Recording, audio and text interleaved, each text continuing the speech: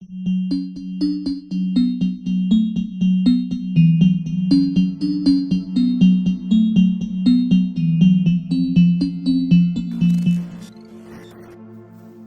fellow seekers of the truth.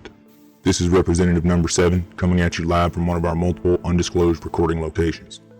It has come to our attention that the Unnamed Footage Festival, a found footage film festival that happens yearly in San Francisco, is preparing for another installment of its recently added virtual fest, complete with a new theme and another round of films, pretending like they didn't just commit a real murder live on air less than a year ago, then proceed to pass it off as a bit.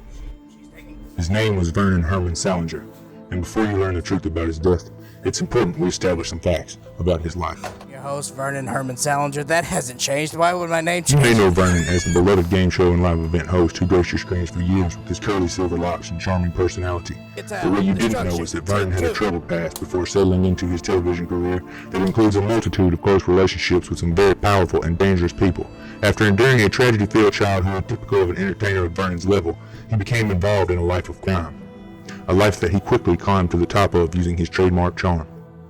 Much to the dismay of his former colleagues, such as mystic Bay Area crime figure V.H.S. Rusher, he left this dangerous existence behind him when he met the love of his life, convinced him to change his ways.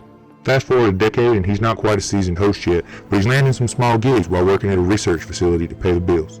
This is where things start getting really fishy. You see, this lab was owned by Stay Alert, a newly formed company working on a powerful substance to prevent fatigue for busy professionals with demanding schedules.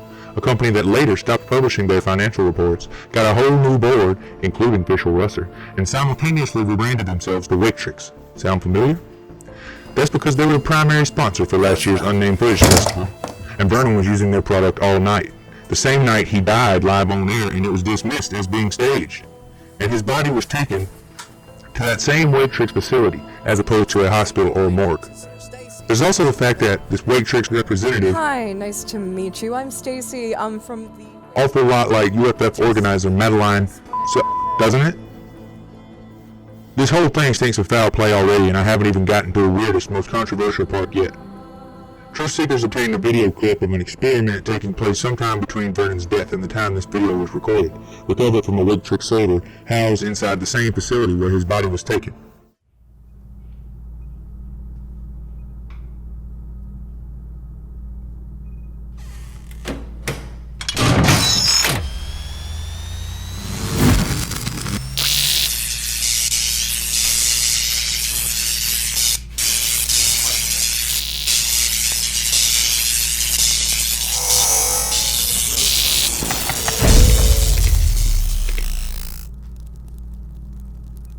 Did you hear those, bud? Because I did.